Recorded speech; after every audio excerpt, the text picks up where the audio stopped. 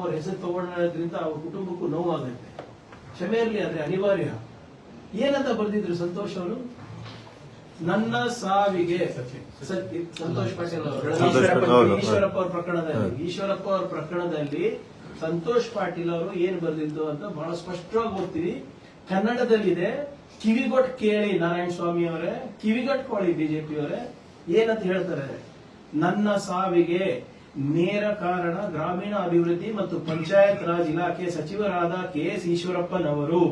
ಇವರಿಗೆ ತಕ್ಕ ಶಿಕ್ಷೆ ಆಗಬೇಕು. ನನ್ನೆಲ್ಲ ಆಸೆಗಳನ್ನು ಬದಿಗೊತ್ತಿ ಈ ನಿರ್ಧಾರ ಮಾಡಿರುತ್ತೇನೆ. ನನ್ನ ಹೆಂಡತಿ ಮಗುವಿಗೆ ಸರ್ಕಾರ ಅಂದರೆ ಮಾನ್ಯ ಪ್ರಧಾನಮಂತ್ರಿಗಳು ಹಾಗೂ ಮಾನ್ಯ ಮುಖ್ಯಮಂತ್ರಿಗಳು ಹಾಗೂ ನನ್ನ ಹಿರಿಯ ಲಿಂಗಾಯತ್ ನಾಯಕರಾದ BS ಯಡಿಯೂರಪ್ಪನವರು ಹಾಗೆಯೇ ಅವರಿವರನ್ನ ಅನ್ನದೆ ಎಲ್ಲರೂ ಸಹಾಯ ಹಸ್ತ ನೀಡಬೇಕೆಂದು ಕೈ ಮುಗಿದು ಕೇಳಿಕೊಳ್ಳುತ್ತೇನೆ. ಮಾಧ್ಯಮ ಮಿತ್ರರಿಗೆ ಕೋಟಿ ಕೋಟಿ ಧನ್ಯವಾದಗಳು. ನನ್ನ ಜೊತೆ ಬಂದ ನನ್ನ ಗೆಳೆಯರಾದ ಸಂತೋಷ್ ಮತ್ತು ಪ್ರಶಾಂತ್ಗೆ ನಾವು ಪ್ರವಾಸ ಹೋಗೋಣ ಎಂದು ನನ್ನ ಜೊತೆಗೆ ಕರೆದುಕೊಂಡು ಬಂದಿರುತ್ತೇನೆ ಅಷ್ಟೇ. ಅವರಿಗೆ ನನ್ನ ಸಾವಿನ ಬಗ್ಗೆ ಯಾವುದೇ ಸಂಬಂಧ ಇರುವುದಿಲ್ಲ. ಮತ್ತೊಮ್ಮೆ ಸ್ಪಷ್ಟವಾಗಿ ಹೇಳಲಿಕ್ಕೆ ಬಯಸ್ತಾ ಇದ್ದೀನಿ, ಓದ್ತೀನಿ, ಕಿವಿಗೊಟ್ಟು ಕೇಳಿ ಬಿಜೆಪಿಯವರೇ. ನನ್ನ ಸಾವಿಗೆ ನೇರ ಕಾರಣ ಗ್ರಾಮೀಣ ಅಭಿವೃದ್ಧಿ ಮತ್ತು ಪಂಚಾಯತ್ ರಾಜ್ ಇಲಾಖೆಯಾದ ಸಚಿವರಾದ KS ಈಶ್ವರಪ್ಪನವರು. ಇವರಿಗೆ ತಕ್ಕ ಶಿಕ್ಷೆ ಆಗಬೇಕು. ಏನಾದ್ರು ಬರ್ದಿದ್ದಾರೇನಪ್ಪ ನನ್ನ ಬಗ್ಗೆ ಇಲ್ಲಿ ಇಂದ ಡೆತ್ ನೋಟ್? ಇದಕ್ಕೆ ಅದಕ್ಕೆ ವ್ಯತ್ಯಾಸ ಇಲ್ವ? ಈ ಕನ್ನಡ ಬರೋದಿಲ್ವ ಇವರಿಗೆ? ಅಥವಾ ಬೇಕಂತ ಹಿಂಗ್ ಮಾಡ್ತಾ ಇದ್ದಾರ? ಆಮೇಲೆ ಬಹಳ ಸ್ಪಷ್ಟವಾಗಿ ಹೇಳ್ತಾರೆ, ಅಂದಿನ ಸರ್ಕಾರ ಸಹಾಯಹಸ್ತ ನೀಡಬೇಕು. ಏನ್ ಸಹಾಯಹಸ್ತ ನೀಡಿದ್ರು? ಕಾಂಪನ್ಸೇಷನ್ ಕೊಟ್ರ? ನೌಕರಿ ಕೊಟ್ರ? ಮತ್ತೆ ಯಡಿಯೂರಪ್ಪ ಪ್ರಧಾನಮಂತ್ರಿ ತನಕ ಹೋಗಿದೆ ಪಾಪ. ನೋಡಿ ಎಷ್ಟು ನಿಷ್ಠಾವಂತ ಬಿಜೆಪಿ ಕಾರ್ಯಕರ್ತರು. ಪ್ರಧಾನಮಂತ್ರಿ ಹೆಸರು ಹೇಳಿ ಉಲ್ಲೇಖಿಸಿದ್ದಾರೆ. ಪ್ರಧಾನಮಂತ್ರಿಯವರು ಮತ್ತೆ ಮಾನ್ಯ ಮುಖ್ಯಮಂತ್ರಿಗಳು ಮತ್ತು ಹಿರಿಯ ಲಿಂಗಾಯತ್ ನಾಯಕರಾದ BS ಯಡಿಯೂರಪ್ಪನವರು ಸಹಾಯ ಮಾಡಬೇಕು. ಅವ್ರು ಇವರು ನೋಡ್ಲಾರ್ದೆ ನಮ್ಮವರಂತ ಸಹಾಯ ಮಾಡಿ ನಮ್ಮ ಕುಟುಂಬಕ್ಕೆ ಅಂತ ಕೇಳಿದ್ರು. ಎಷ್ಟು ಸರಿ ಹೋಗಿದ್ರಿ ವಿಜೇಂದ್ರ ಅವರು? ಇಲ್ಲಿ ಹೋಗಿದ್ರ ಸಂತೋಷ್ ಪಾಟೀಲ್ ಅವ್ರ ಮನೆಗೆ?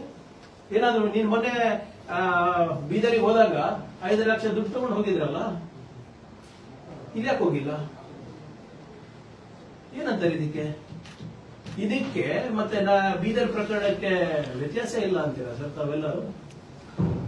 ಎಲ್ಲಿದ್ದಾರೆ? ಸುಮ್ಮನೆ ಇಶ್ಯೂ ಮಾಡ್ಬೇಕು ಮಾಡ್ತಾ ಇದ್ದಾರೆ ಇವರು. ಆ ಕಡೆ ಸರ್ಕಾರ ಇದ್ದಾಗ ಕಾಂಪನ್ಸೇಷನ್ ಕೊಟ್ಟಿಲ್ಲ, ಮೊಸಳೆ ಕಣ್ಣೀರ್ ಸುರಿಸಿದ್ರು. ಆ ಕಡೆ ನೌಕರಿ ಕೊಟ್ಟಿಲ್ಲ, ಇವ್ರು ಹೋಗಿ ಯಾರು ಅವ್ರ ಲೀಡರ್ಗಳು ಹೋಗಿ ಭೇಟಿ ಮಾಡಿಲ್ಲ. ಬಹಳ ಸ್ಪಷ್ಟವಾಗಿ ಹೇಳಿದ್ದಾರೆ, ಸಮಾಜದ ಹೆಸರು ತಗೊಂಡಿದ್ದಾರೆ, ಸಮಾಜದ ಲೀಡರ್ ಹೆಸರು ತಗೊಂಡಿದ್ದಾರೆ. ಆಮೇಲೆ ನೇರ ಕಾರಣ ಅಂದಿನ ಸಚಿವರಂತ ಹೇಳಿದ್ದಾರೆ. ಅಷ್ಟು ಸಾಮಾನ್ಯ ಪ್ರಜ್ಞೆ ಇಲ್ವೇನ್ರಿ ಬಿಜೆಪಿಯವರಿಗೆ? ಬೇಕಂತ ನೀವು ಯಾರೋ ಒಬ್ರು ಬರ್ದಿರೋದನ್ನ ತಿರ್ಚಿ ಮುರ್ಚಿ ಹಾಕ್ತಿರಲ್ಲ, ನಾಚಿಕೆ ಬರಲ್ವಾ ನಿಮ್ಗೆ? ಈಗ ನಿನ್ನೆ CT ರವಿ ಅವರು ಇರ್ಬೋದು, ನಾರಾಯಣ ಸ್ವಾಮಿ ಶಿರ್ವಾದಿ ಇರ್ಬೋದು, ರಾಜೀವ್ ಅವರು ಇರ್ಬೋದು, ಎಲ್ಲ ಸುಳ್ಳಿನ ಶೂರರಾಗ್ಬಿಟ್ಟಿದ್ದಾರೆ.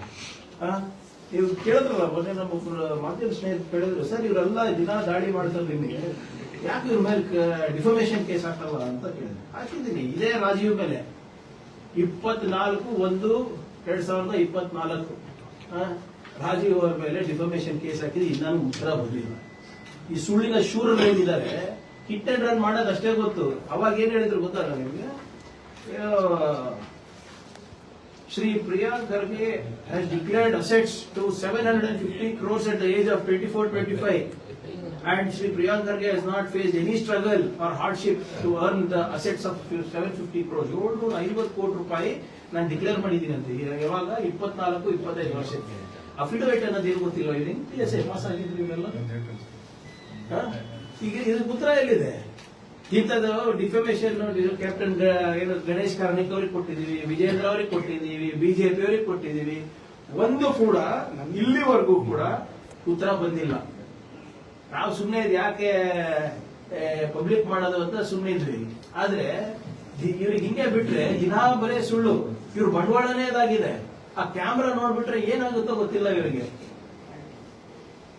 ಅದು ಬಾಯಿ ಬಂದಿದ್ ಮಾತಾಡ್ತಾರೆ. ಅದು ಸರಿನಾ ತಪ್ಪ, ಅದು ಫ್ಯಾಕ್ಟ್ಸ್ ಫಿಕ್ಷನ್ ಮಿತ್ ಹಿಸ್ಟ್ರಿನ ಏನು ಗೊತ್ತಿಲ್ಲ ಇವರಿಗೆ.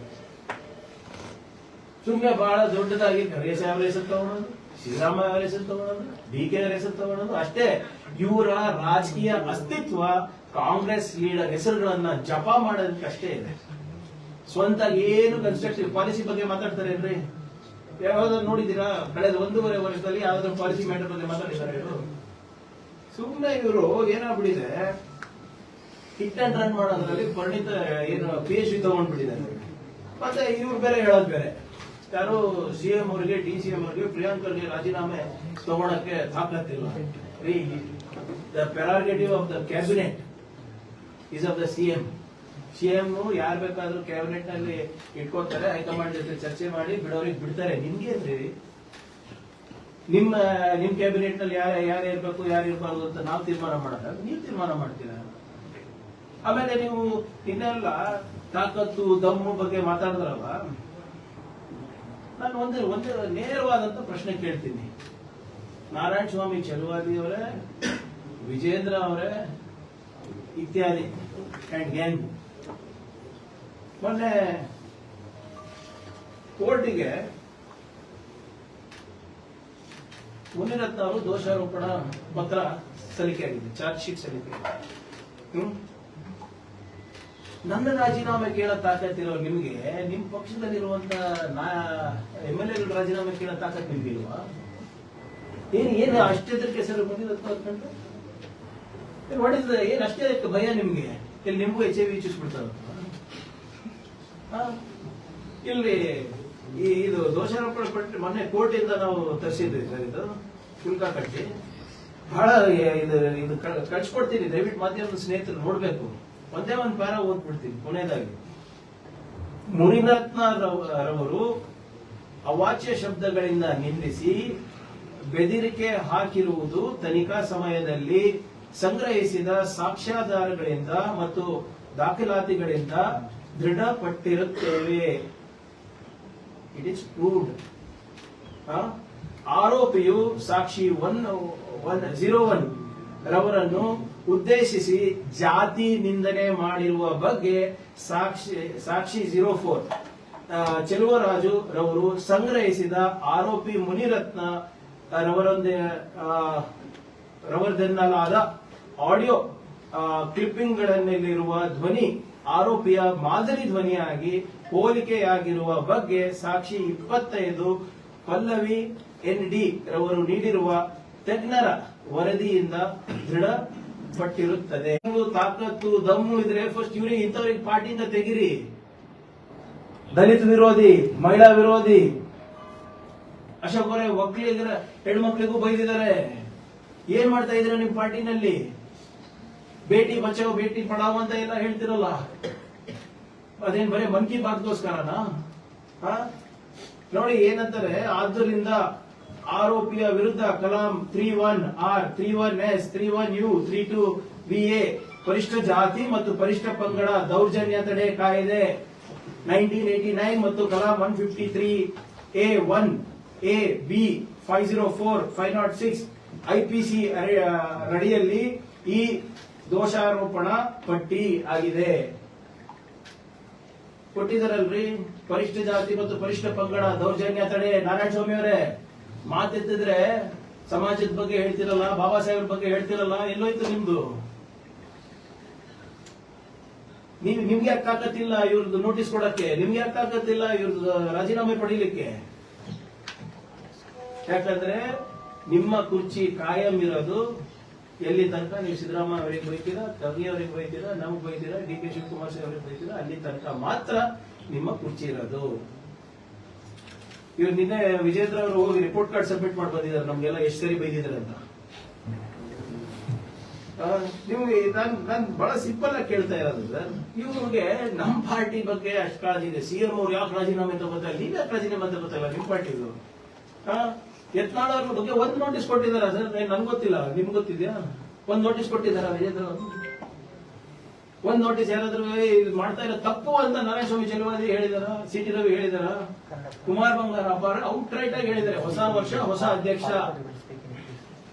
ಅದು ನನಗೆ ಗೊತ್ತಾಗಿಲ್ಲ, ಅದು ರೋಮನ್ ಕ್ಯಾಲೆಂಡರ್ ನಮ್ ಕ್ಯಾಲೆಂಡರ್ ಸಂಕ್ರಾಂತಿ ಟೈಮ್ನಲ್ಲ. ಏನೇ ಇದ್ರು ಇನ್ನೊಂದು 10-15 ದಿನ ಅದಕ್ಕೆ ಓಡೋಗಿರ್ಬೇಕು ಮೇಲೆ ರಿಪೋರ್ಟ್ ಕಾರ್ಡ್ ಕೊಟ್ಟು, ಸರ್ ನಾವು ಪ್ರಿಯಾಂಕ್ ಖರ್ಗೆ ಒಂದು 50 ಸರಿ ಬೈದಿದ್ದೀನಿ, ಸಿಎಂ ಸಾಹೇಬ್ರಿಗೆ ಒಂದು 100 ಸರಿ ಬೈದಿದ್ದೀನಿ, ವಕ್ಫ್ ಹೋರಾಟದಲ್ಲಿ ನಾವು 4 ಬಣ ಆಗಿದ್ದೀವಿ, ಅದಕ್ಕೆ ಹೋಗ್ತಾ ಇದೀವಿ ಅಂತ ನಾವು ರಿಪೋರ್ಟ್ ಕಾರ್ಡ್ ಕೊಟ್ಟಿರ್ಬೇಕಪ್ಪ ಅವ್ರು ಉಳಿಸ್ಕೊಳ್ಳಿಕ್ಕೆ. ದಯವಿಟ್ಟು ಫಸ್ಟ್ ಇವ್ರಿಗೆಲ್ಲರಿಗೂ ನೋಟಿಸ್ ಕೊಡಿ, ಆಮೇಲೆ ನನ್ನ ಹತ್ರ ಬನ್ನಿ. ನಿಮ್ ಪಾರ್ಟಿನಲ್ಲಿ ನಿಮ್ಮ ಕೆಳಗಡೆ ಆಗ್ತಾ ಇರುವಂತ ಇದಕ್ಕೆ ಕಾರ್ಯಗಳಿಗೆ ನಿಮ್ಮ ಹತ್ರ ನಿಯಂತ್ರಣ ಇಲ್ಲ, ನಮ್ಮ ಬಗ್ಗೆ ಕಮೆಂಟ್ ಮಾಡ್ತೀರಾ? ಈಶ್ವರಪ್ಪ ಅವರ ಪ್ರಕರಣಕ್ಕೆ ಮತ್ತೆ ನಮ್ಮ ಪ್ರಕರಣಕ್ಕೆ ವ್ಯತ್ಯಾಸ ಇಲ್ವಾ? ಮತ್ತೆ ನೀವು ನಿನ್ನೆ ನೋಡಿರ್ಬೇಕು, ಒಂದು ಬಿಜೆಪಿ ಟೂಲ್ ಕಿಟ್ ಸ್ಟಾರ್ಟ್ ಆಗ್ಬಿಟ್ಟಿದೆ. ನಿನ್ನೆ ನಾನು ಹಾಕಿದ್ದೆ ಸಾಮಾಜಿಕ ಜಾಲತಾಣದಲ್ಲಿ, ಎಲ್ಲಿ ನಾವೆಲ್ಲ ಹೋಗ್ತೀವಿ, ನಾವು ಮುದ್ಗೆ ಹಾಕ್ಬೇಕಂತೆ, ನಮ್ಮ ಮನೆಗೆ 4ನೇ ತಾರೀಕು ಮುದ್ಗೆ ಬರ್ತದಂತೆ, ಮತ್ ನಾವ್ ಏನೇ ಮಾಡಿದ್ರು ಅದಕ್ಕೆ ವಿರೋಧ ಮಾಡ್ಬೇಕಂದ್ರೆ ಬಿಜೆಪಿ ಟೂಲ್ ಕಿಟ್ ಈಗಾಗಲೇ ಪ್ರಾರಂಭ ಆಗಿದೆ ನಿನ್ನೆಯಿಂದ. ಅದ್ ಯಾಕೆ 31st ಫಸ್ಟ್ ಬಿಟ್ರೆ ಏನೋ ನ್ಯೂ ಇಯರ್ ಪಾರ್ಟಿಗೆ ಇರಬೇಕು. ಅವ್ರ ವೀಕೆಂಡ್ ರಾಜಕಾರಣಿಗಳು, ವೀಕ್ ಡೇ ರಾಜಕಾರಣಿಗಳು ಇವರೆಲ್ಲರೂ. ಈಗ ಕಲಬುರಗಿಗೆ ಬರ್ತಾ ಇದಾರಲ್ಲ, ಇದಕ್ಕೆಲ್ಲ ಉತ್ತರ ಕೊಟ್ಟು ಬರ್ಲಿ. ಮಣಿಕಂಠ ರಾಠೋಡಿ ನಾನು ಅವ್ರ ಪಾರ್ಟಿನಲ್ಲಿ ಇದನ್ನ ಇಲ್ಲ, IPL ದಂಧೆ ಯಾರು ನಡೆಸ್ತಾ ಇರೋದು, ಅವ್ರ ಕೇಸ್ ಏನಾಗ್ತೇವೆ. ಮತ್ತೆ ನನಗೆ ಬಿಜೆಪಿ ಅವರು ನೋಡಿದ್ರೆ ಯಾಕೆ ನನಗೆ ಅಯ್ಯೋ ಅನಿಸ್ತದೆ ಅಂದ್ರೆ, ಪಾಪ ಕಲಬುರಗಿನಲ್ಲಿರ್ಬೋದು, ಇಲ್ಲಿರ್ಬೋದು, ಈ ಡ್ರಾಮಾ ಸೇನೆಗಳನ್ನ ಮುಂದೆ ಮಾಡ್ಬಿಟ್ಟು ಅಂತ ಅಧ್ಯಕ್ಷರಿಗೆ ಮುಂದೆ ಮಾಡ್ಬಿಟ್ಟು ರಾಜಕೀಯ ಮಾಡ್ತಾ ಇದ್ದಾರೆ. ಇವರಲ್ಲಿ ಯಾವುದೇ ರೀತಿಯಾದಂತ ಸಾಮರ್ಥ್ಯ ಇಲ್ಲ ಅಂತ ಬಹಳ ಎತ್ಕಾಡುತ್ತೆ. ಇಲ್ಲಿ AJP, YJP, BJP ಇದ್ರೆ ಅಲ್ಲಿ ಒಂದು ಡ್ರಾಮಾ ಸೇನೆಗಳದೆಲ್ಲ ಇವೆ ನಮ್ಮ ಭಾಗದಲ್ಲಿ. ಅಲ್ಲಿ ಬಿಜೆಪಿ ಏನು ನಡೆಯಲ್ಲ, ಅವರೆಲ್ಲ ಏನ್ ಹೇಳ್ತಾರೆ, ಅವರೆಲ್ಲ ಏನ್ ತಾಳ ಹಾಕ್ತಾರೆ ಅದಕ್ಕೆ ಕುಣಿತಾರೆ ಇವರೆಲ್ಲ. ಆದ್ರಿಂದ ನಾನು ಮತ್ತೊಮ್ಮೆ ಹೇಳ್ತಾ ಇದ್ದೀನಿ, ಇನ್ನ ಕೆಲವು ದಾಖಲೆಗಳು ಬರ್ತವೆ ಒಳಗಡೆ, ಬಂದಾಗ ತನಿಖೆನೂ ಆಗ್ಲಿ. ಏನು ಸಾರ್ವಜನಿಕ ವಲಯದಲ್ಲಿ ಏನ್ ದಾಖಲೆಗಳು ಸಂಗ್ರಹಣೆ ಮಾಡ್ತಾ ಇದ್ರೆ ಅದನ್ನು ಹೊರಗೆ ಬರಲಿ. ಬಿಜೆಪಿ ಅವರಿಗೆ ಈ ವಿಚಾರದಲ್ಲಿ ಅವಮಾನ ಆಗೋದು ಖಂಡಿತ, ಬರೆದು ಕೊಡ್ತೀನಿ. ಈಗ 1 ವಾರ ಆಗ್ತಾ ಬಂತು, ಯಾವುದೇ ರೀತಿಯಾದಂತ ಒಂದು ದಾಖಲೆ ಕೊಟ್ಟಿಲ್ಲ, ಪುರಾವೆ ಕೊಟ್ಟಿಲ್ಲ, ಬರೇ ಮೀಡಿಯಾ ಮುಂದೆ ಬಂದು ಮಾತಾಡೋದೇ ಹೊರತು ಒಂದು ಅವ್ರ ಹತ್ರ ದಾಖಲೆಗಳಿಲ್ಲ. ನಾವು ದಾಖಲೆಗಳನ್ನ ನಾವು ಕೊಡ್ತಾ ಇದ್ದೀವಿ. ನಾನು ಹೇಳ್ತಾ ಇದ್ದೀನಲ್ಲ, ಇದರಿಂದ ಅವರಿಗೆ ಇನ್ನ ಹೆಚ್ಚು ಅವಮಾನ ಆಗೋದು ಹೊರತು ಇದರಿಂದ ಯಾವುದೇ ರೀತಿ ಸರ್ಕಾರಕ್ಕೆ ಇದು ಮಾಡೋದು. ನಾವು ಮೊದಲನೇ ದಿನದಿಂದ ಒಂದು ಮಾತು ಹೇಳ್ತಾ ಇದ್ದೀನಿ, ಸಚಿನ್ ಕುಟುಂಬಕ್ಕೆ ನ್ಯಾಯ ಒದಗಿಸ್ಕೊಡೋದು ಸರ್ಕಾರ ಜವಾಬ್ದಾರಿ ಆಗಿದೆ. ಅದನ್ನ ಬಹಳ ಗಂಭೀರವಾಗಿ ನಾವು ತಗೊಂಡಿದ್ದೇವೆ. ರೈಲ್ವೆ ಪೊಲೀಸ್ ಇಂದ ಈಗಾಗಲೇ CIDಗೆ ಮೊನ್ನೆ ಹಸ್ತಾಂತರ ಆಗಿದೆ. ಅವರು ಕೂಡ ಏನೇನ್ ಮಾಹಿತಿಗಳನ್ನ ಸಂಗ್ರಹಣೆ ಮಾಡ್ಬಿಟ್ಟು ಆರೋಪಿಗಳಿಗೆ ಯಾವಾಗ ಕರ್ಸ್ಬೇಕು, ಏನ್ ಮಾಡ್ಬೇಕು ಅಂದ್ಬಿಟ್ಟು ಕೂಡ ಅವರು ರೂಪರೇಷೆ ಹಾಕೊಂತ ಇದ್ದಾರೆ ಅಂತ ನಾನು ಭಾವಿಸ್ತಾ ಇದ್ದೀನಿ. ಅವರಿಗೆ ಆ ಸಾವಿಗೆ ನ್ಯಾಯ ಕೊಡಿಸೋದು ಅಂದ್ರೆ ಪಾರದರ್ಶಕವಾಗಿ ತನಿಖೆ ಮಾಡಿಸೋದು, ಮತ್ತೆ ಅದೇನಿದೆ ನ್ಯಾಯಯುತವಾಗಿ ಆ ಕುಟುಂಬಕ್ಕೆ ಹೇಳೋದು ಮಾಡೋದಿರ್ಬೋದು, ಅದು ನಾವು ಮಾಡ್ತೀವಿ. ಅವರ ಕುಟುಂಬದ ಜೊತೆ ನಾವಿದ್ದೇವೆ. ಅವರು ಇನ್ನ ಈ ಒಂದು ಶಾಕ್ ಇಂದ ಹೊರಗೆ ಬಂದಿಲ್ಲ ಅಂತ ನಾನು ಕೇಳ್ಪಟ್ಟಿದ್ದೇನೆ. ಆದ್ರಿಂದ ಅವ್ರು ಯಾವಾಗ ಹೇಳ್ತಾರೆ ಅವರಿಗೆ ತಕ್ಕಂಗೆ ಪರಿಹಾರ ಇರ್ಬೋದು, ಮತ್ತೆ ಬೇರೆ ಇನ್ನಿತರ ಏನಾದ್ರೂ ಸಹಕಾರ ಇದ್ರೆ ಅದನ್ನ ನಾವು ಮಾಡ್ತೀವಿ. ಅದನ್ನ ಖಂಡಿತವಾಗಿ ನಾವು ಬದ್ಧರಾಗಿದ್ದೇವೆ ಅಂತ ನಾನು ಹೇಳಿಕ್ ನಾನು ಬಯಸ್ತಾ ಇದ್ದೀನಿ. ಹಿಂದಿನ ಬಿಜೆಪಿ ಸರ್ಕಾರ ತರ ಸುಮ್ಮನೆ ರಾಜಕೀಯ ಮಾಡಕ್ಕಲ್ಲ, ನಮ್ದು ಜವಾಬ್ದಾರಿ ಇದೆ. ನ್ಯಾಯ ಕೊಡಿಸೋದು ಜವಾಬ್ದಾರಿ ಇದೆ, ಮತ್ತೆ ಪರಿಹಾರ ಕೂಡ ಕೊಡಿಸೋದು ನಮ್ದೇ ಜವಾಬ್ದಾರಿ ಆಗಿದೆ ಅಂತ ತಮ್ಮ ಮುಖಾಂತರ ನಾನು ಹೇಳಕ್ ನಾನು ಬಯಸ್ತಾ ಇದ್ದೀನಿ. ನಾನು ಕೇಳಿರುವ ಪ್ರಶ್ನೆಗಳಿಗೆ ಬಿಜೆಪಿಯವರು ನೇರವಾಗಿ ಲಾಜಿಕ್ ಆಗಿ ಉತ್ತರ ಕೊಡಲಿ. Thank you. ಸಚಿನ್ ಗುತ್ತಿಗೆದಾರ ಆಗಿದ್ದ ಸರ್? ಯಾಕಂದ್ರೆ ಅವ್ರ ಪ್ರಶ್ನೆ ಅವ್ರ ಕುಟುಂಬಸ್ಥರು ಹೇಳಿದ್ದಾರೆ ಸಚಿನ್ ಗುತ್ತಿಗೆದಾರ ಅಂತ ನಾವೆಲ್ಲೂ ಹೇಳಿಲ್ಲ ಅಂತ. ನೋಡಿ, ಪ್ಲೀಸ್ ಡೋಂಟ್ ಕೋಟ್ ಮೀ. ಅಂದ್ರೆ ನನ್ನ ಮಾಹಿತಿ ಪ್ರಕಾರ ಅವರು 24-25 ವರ್ಷ ಅಷ್ಟೇ ಹುಡುಗಂಗೆ. ಆಮೇಲೆ ಅವರು ಯೂನಿಟಿ ಇನ್ಫ್ರಾ ಬಿಲ್ಡ್ ಅಂದ್ಬಿಟ್ಟು ಒಂದು ಕಂಪನಿನಲ್ಲಿ ಪ್ರಾಜೆಕ್ಟ್ ಡೈರೆಕ್ಟರ್ ಆಗಿ ಅಥವಾ ಡಿಸೈನ್ ಡೈರೆಕ್ಟರ್ ಆಗಿ ಕೆಲಸ ಮಾಡ್ತಾರೆ, ಅವನೇ ಹೇಳ್ತಾರೆ. ಸೊ ನನ್ನ ವೈಯಕ್ತಿಕ ಅಭಿಪ್ರಾಯ ಏನಿರ್ಬೋದು ಅಂದ್ರೆ, ಅವರು ಕಂಪನಿ ಥ್ರೂ ಕೆಲಸ ಮಾಡಿಸ್ಬೇಕು ಅಂತ ಏನಾದ್ರು ಆಶೆ ಇರ್ಬೋದು ಅವರ. ಯಾಕಂದ್ರೆ ಗುತ್ತಿಗೆದಾರರ ಸಂಘದವರು ಅವ್ರದ್ದು ಯಾವುದೇ ಒಂದು ರಿಜಿಸ್ಟ್ರೇಷನ್ ನಮ್ಮ ಹತ್ರ ಇಲ್ಲ, ಬೀದರ್ನಲ್ಲೂ ಇಲ್ಲ, ಕಲಬುರಗಿನಲ್ಲೂ ಇಲ್ಲ, ಬೇರೆ ಜಿಲ್ಲೆನಲ್ಲೂ ಕೂಡ ನಾವು ತಿಳ್ಕೊಂಡಿದೀವಿ.